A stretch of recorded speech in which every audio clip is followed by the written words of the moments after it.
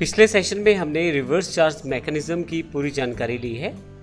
इस सेशन में हम देखने वाले हैं किस प्रकार से टैली में हम इन एंट्रीज को करने वाले हैं जो रिवर्स चार्ज मैकेनिज्म के साथ जुड़ी हुई हैं। तो आइए सबसे पहले इस एग्जांपल को समझते हैं और फिर हम इन एंट्रीज को करके देखेंगे कि किस प्रकार हम इन सब एंट्रीज को करके रिवर्स चार्ज के साथ इनपुट टैक्स क्रेडिट प्राप्त कर सकते हैं। तो आइए शुरू करते हैं। सबसे पहले मैं आपको बता दूं कि न्यू हेड कंप्यूटर्स है अम्बाला सिटी हरियाणा में कंपनी, जिसके ये अकाउंट्स हैं। सबसे पहले हमने पहली एंट्री जो हमारी है वो कैपिटल इन्वेस्टमेंट की है। 10,000 रुपये का कैश इन्वेस्ट किया गया है एज अ कैपिटल। फिर एक साथ को बैंक बैलेंस दिखाया गया है 1.5 लाख। एक साथ को हमने 2 परचेज़ की एंट्रीज भी की हैं। पहली परचेज़ जो है वो इंट्रा स्टेट है, अर्थात लोकल हरियाणा की परचेज़ है। 5 लैपटॉप खरीदे गए हैं HP के और 10,000 रुपये प्रति लैपटॉप के हिसाब से, जिसका GST 18% है, अर्थात CGST और SGST 9%। उसकी कैलकुलेशन यहाँ पे दिखाई गई है। 10,000 रुपये प्रति लैपटॉप के हिसाब से 50,000 रुपये लैपटॉप्स के हुए और 4500 रुपये CGST, 4500 रुपये SGST टैक्स के। उसके पश्चात 5 लैपटॉप HP के और खरीदे गए सीटेक कंप्यूटर लुधियाना पंजाब से। यह इंटरस्टेट परचेज़ है तो इसमें IGST 18% चार्ज होगा। 9,000 रुपये यहाँ कैलकुलेशन दिखाई गई है। तीसरी जो एंट्री है वो हमारे लिए सबसे ज़्यादा इम्पोर्टेंट है। हमने 20 SMPS परचेज़ की हैं कॉम पॉइंट पानीपत हरियाणा से। यह इंट्रा स्टेट परचेज़ है, राज्य के अंदर की परचेज़ है। 350 रुपये प्रति SMPS के हिसाब से टोटल 7,000 रुपये बैठते हैं। अब यहाँ पे हमें ये पता लगा है कि यह एक अनरजिस्टर्ड डीलर है, इस पर GST नंबर नहीं है। और SMPS पे मान लीजिए एग्जाम्पल के लिए मैंने यहाँ पे 5% टैक्स लिया है। यह टैक्स केवल एग्जाम्पल के लिए लिया गया है, एक्चुअल में टैक्स डिफरेंट भी हो सकता है। यहाँ केवल उस उदाहरण के लिए मैंने 5% लिया है। अब यह जो परचेज़ होने वाली है यह एक URD अर्थात अनरजिस्टर्ड डीलर से होने वाली है। तो ऐसे केस में हमारे पास रिवर्स चार्ज मैकेनिज्म यहाँ अप्लाई होने वाला है।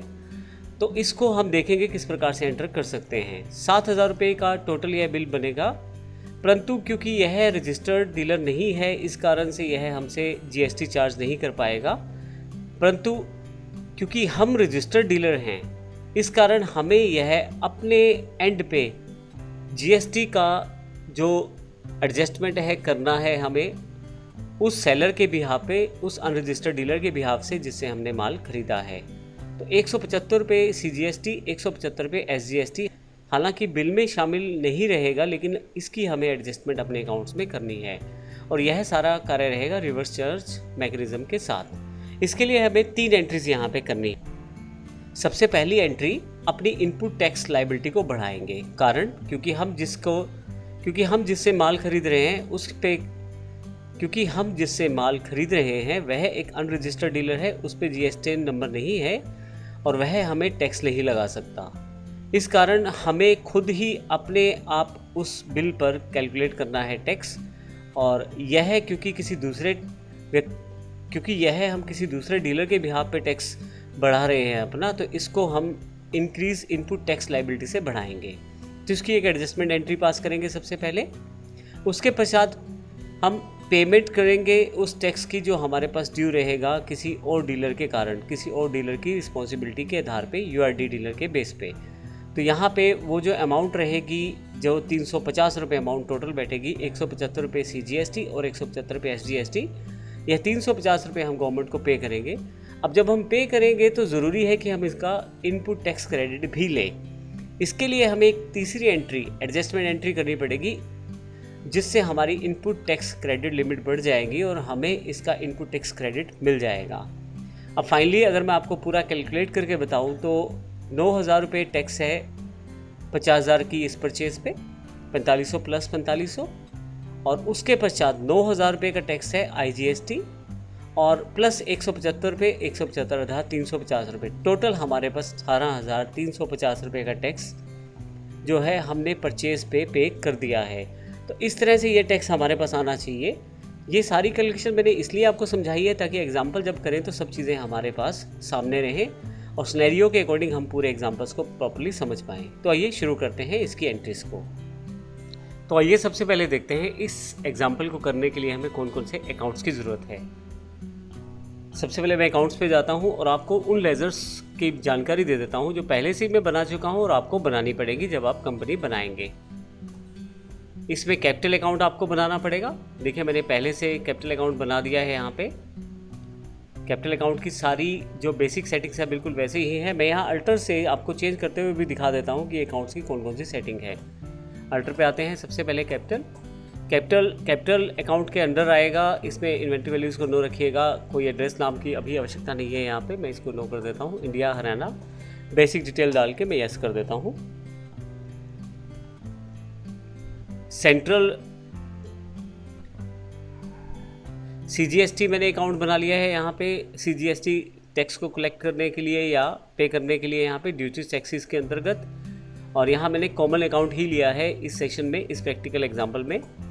फाइनली यहाँ सेंट्रल टैक्स आप बता दें, टैक्स टाइप कौन सा है, सेंट्रल टैक्स है। फाइनली नीचे आते चले जाए और मैं यस कर देता हूँ।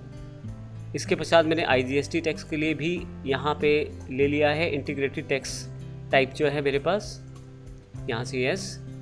इसके पश्चात SGST का अकाउंट भी मैंने यहाँ बना दिया है। ये तीनों अकाउंट जो है ड्यूटीज टैक्सेस के अंतर्गत है।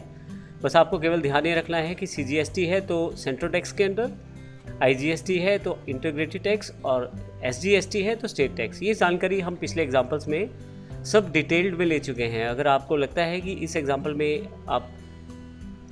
यदि आपको लगता है कि यदि आप पूरी तरह से क्लियर नहीं कर पा रहे इन चीज़ों को, थोड़ा जल्दी हो रहा है आपके लिए, तो इसके लिए आप पिछले एग्जाम्पल्स हमारे चेक कर सकते हैं। मैं यहाँ नेक्स्ट करते करते इसे यस कर लेता हूँ। इन सब अकाउंट्स के बाद यहाँ पे मैंने 3 जो डीलर हैं जिनसे मैंने परचेज़ किया है उनके अकाउंट्स हैं। सबसे पहले मैं यहाँ पे कॉम पॉइंट की बात कर लेता हूँ जो सबसे इम्पोर्टेंट अकाउंट है। यहाँ पे कॉम पॉइंट पानीपत हरियाणा का अकाउंट है, अर्थात इंट्रा स्टेट राज्य के बीच का ही अकाउंट है। सन्ड्री क्रेडिटर्स मैंने यहाँ पे डिफाइन कर दिया है क्योंकि हम इससे परचेज़ करने वाले हैं। बिल बाय बिल यस कर दिया। यहाँ एड्रेस मैंने फिल कर दिया।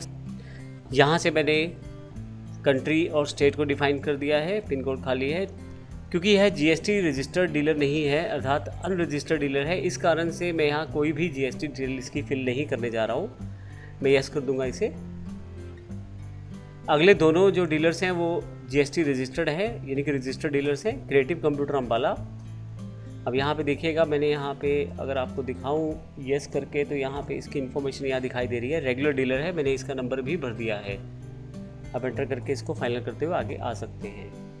जबकि मैंने कॉम पॉइंट पानीपत हरियाणा बनाया था तो GST डिटेल्स को GST डिटेल्स को अल्टर नहीं किया था। ध्यान रखिएगा आपको अल्टर नहीं करनी है डिटेल जब आप URD डीलर का अकाउंट बना रहे हैं। सीटेक लुधियाना है, पंजाब की पार्टी है, इंटरस्टेट पार्टी है। इसके लिए मैंने फिर से बेसिक सारी चीज़ों के बाद GST डिटेल के अंतर्गत मैंने यहाँ पे पंजाब का नंबर भी फिल कर दिया है, GST नंबर जो उसका है। और फाइनली यहाँ से यस करके नीचे आ जाता हूँ।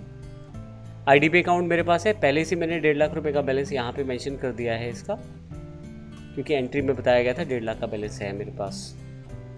इन सब के अलावा 3 अकाउंट और इम्पोर्टेंट हमने बनाए हैं जो तीनों के तीनों परचेज से रिलेटेड हैं। अब यहाँ पे मेरे पास 3 सबसे इम्पोर्टेंट अकाउंट परचेज के तीनों जो इस पूरे के पूरे सेशन में प्रयोग होने वाले हैं। सबसे पहले मैं आपको बात करता हूँ यहाँ परचेज फ्रॉम URD मैंने अकाउंट बनाया है एक। परचेज फ्रॉम URD का मतलब है वो परचेज मैं इसमें स्टोर करने वाला हूँ, उन परचेज की एंट्रीज जो अनरजिस्टर्ड डीलर से होने वाली हैं। एंटर कर देता हूँ। हेड इसमें अंडर ये आएगा परचेज अकाउंट्स के, पहले से मैंने ले लिया है। इन्वेंट्री वैल्यू एक्सपेक्टेड यस है। GST एप्लीकेबल है, लेकिन यहाँ मैं अल्टर नहीं करूँगा डिटेल्स को, कोई भी टैक्स डिटेल्स नहीं भरने वाला। और आगे एंटर करते हुए गुड्स या सर्विसेज, क्योंकि हम गुड्स की बात कर रहे हैं तो गुड्स यहाँ ले लेता हूँ मैं, यहाँ यस करके अगले अकाउंट पे। फिर मेरे पास यहाँ परचेज इंटरस्टेट है, अदर स्टेट वाला अकाउंट है जिसमें मैं अपने राज्य से बाहर की सभी परचेजेस को स्टोर करने वाला हूँ। तो यहाँ देखें तो परचेज अकाउंट्स यहाँ पे है, इन्वेंट्री वैल्यू एक्सपेक्टेड है, एप्लीकेबल है GST, कहीं भी कुछ भी मैंने चेंजेस नहीं किया है। गुड्स में डील करने वाला हूँ और यहाँ पे उन परचेज को स्टोर करने वाला हूँ जो परचेज राज्य से बाहर की हैं। फाइनली यस कर देता हूँ इसे भी। इंट्रा लोकल हरियाणा परचेज मैंने अकाउंट अलग से बनाया है जिसमें हरियाणा की सभी परचेजेस को स्टोर करने वाला हूँ। अकाउंट्स बिल्कुल सेम है, फ़र्क सिर्फ मैंने आपको बता दिया, ऊपर नाम में फ़र्क डाला है अभी सिर्फ। फाइनली इन सब अकाउंट्स के अलावा एक अकाउंट हमारे पास और है, tax payable under reverse charge. ये अकाउंट मैंने पहले से ही बना दिया है। ये एक करंट एसेट का एडजस्टमेंट अकाउंट है, तो आप इसको पहले से बना के रख सकते हैं। जब भी आप रिवर्स चार्ज की एंट्री करेंगे तो एक एडजस्टमेंट अकाउंट आपको चाहिए होता है, वो मैंने पहले से बना लिया है। कैसे यूज़ करेंगे इसकी जानकारी हम आने वाले सेशन में लेंगे। ये करंट एसेट के अंतर्गत आएगा। नॉर्मल है ये अकाउंट, बेसिक इन्फॉर्मेशन आप भर दें इसमें और यहाँ येस करके मैं इसे फाइनलाइज कर देता हूँ। तो ये तो है हमारे सभी अकाउंट्स लेजर्स की बात। इसी तरह से मैंने यहाँ पे कुछ स्टॉक ग्रुप्स भी बनाए हैं और स्टॉक आइटम्स भी बनाए हैं। इसके लिए इन्वेंट्री इन्फो पे आ जाएं।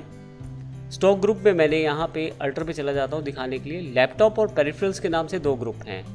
लैपटॉप पे एंटर करता हूँ, प्राइमरी ग्रुप है ये, और यहाँ पे अगर आप अल्टर डिटेल करते हैं तो यहाँ पे आप फिल कर सकते हैं पूरी की पूरी टैक्स डिटेल को। तो यहाँ मैंने टैक्सेबल कर दिया है आइटम इंटीग्रेटेड टैक्स 18% अगर आपने यहाँ दे दिया, उसका अर्थ ये है कि जब CGST SGST चार्ज होगा तो 9% ऑटोमेटिकली ये उनमें शो करके दिखाएगा।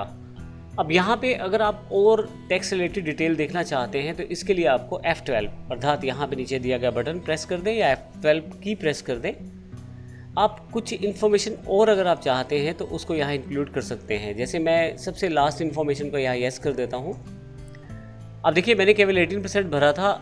येस करने से फ़ायदा ये हुआ कॉन्फ़िगरेशन से कि हमारे पास सभी टैक्स डिटेल यहाँ ऑटोमेटिकली दिखाई देने लग गए। तो आपको केवल इंटीग्रेटेड टैक्स भरना है, सेंट्रल टैक्स और स्टेट टैक्स ऑटोमेटिकली वहाँ फिल हो जाएगा। एंटर कर देता हूँ इसे मैं और सेव कर लेता हूँ। पेरिफेरल्स में मैं आता हूँ, प्राइमरी है, quantity should quantities of item be added मैंने अभी नो कर दिया है। सेट अल्टर GST डिटेल, इसको भी अल्टर कर देता हूँ। इसमें मैंने 5% इंटीग्रेटेड टैक्स फिल किया है, तो सेंट्रल टैक्स और स्टेट टैक्स ऑटोमेटिकली 2.5% वहाँ पे आ जाएगा। ध्यान रखिएगा ये टैक्स एक्चुअल नहीं है, ये केवल एग्जांपल के लिए लिया गया है। एक्चुअल टैक्स के लिए आप इंटरनेट पे गूगल करके देखें कि कौन सा टैक्स किस प्रोडक्ट पे है, उस प्रोडक्ट पे वो टैक्स से आप एग्जांपल कर सकते हैं। फाइनली मैं इसे येस कर देता हूँ यहाँ पे। इसके अलावा भी मेरे पास स्टॉक आइटम्स बने हुए हैं, वहाँ आ जाते हैं। यहाँ मैं आपको स्टॉक आइटम्स दिखा देता हूँ। 3 तरह की प्रोडक्ट्स मेरे पास यहाँ अवेलेबल है आइटम्स में। डेल लैपटॉप्स हैं, कुछ भी अलग से मॉडिफिकेशन नहीं है। यूनिट्स एप्लीकेबल है, PCs GST एप्लीकेबल है। अल्टर डिटेल में यहाँ नहीं कर रहा क्योंकि प्राइमरी इनके जो ग्रुप है उसमें ही मैंने 18% स्टोर कर दिया था। तो यहाँ नहीं चेंज करूँगा तो कोई फ़र्क नहीं पड़ेगा। अगर आप चेंज करना चाहते हैं तो चेंज कर सकते हैं। उस केस में जो यहाँ रेट सेट करेंगे वो डेल लैपटॉप्स पे लागू होगा, ये ध्यान रखिएगा। और अगर आप चेंज नहीं करेंगे तो जो इसका ग्रुप हेड है अर्थात प्राइमरी ग्रुप है उसका टैक्स जो है वो इस पर एप्लीकेबल होगा। अभी मैं नो कर देता हूँ, चेंजेस कुछ नहीं करना, गुड्स है, एंटर करके यस। इसी तरह से HP लैपटॉप का मेरे पास एक स्टॉक आइटम है, इसमें यदि आप देखें इसमें भी GST एप्लीकेबल है, कुछ भी चेंज नहीं किया मैंने, यहाँ पे यस कर देता हूँ। फाइनली SMPS एक आइटम है जो मुझे URD डीलर से परचेज करनी है। जैसा मैंने आपको बताया था कि SMPS परचेज करने वाले हैं हम अनरजिस्टर्ड डीलर से। SMPS पे जाए, पेरिफेरल्स इसका जो है हेड है, ग्रुप हेड है जो, वो पेरिफेरल्स है जिस पे 5% टैक्स मैंने पहले से स्टोर कर दिया है।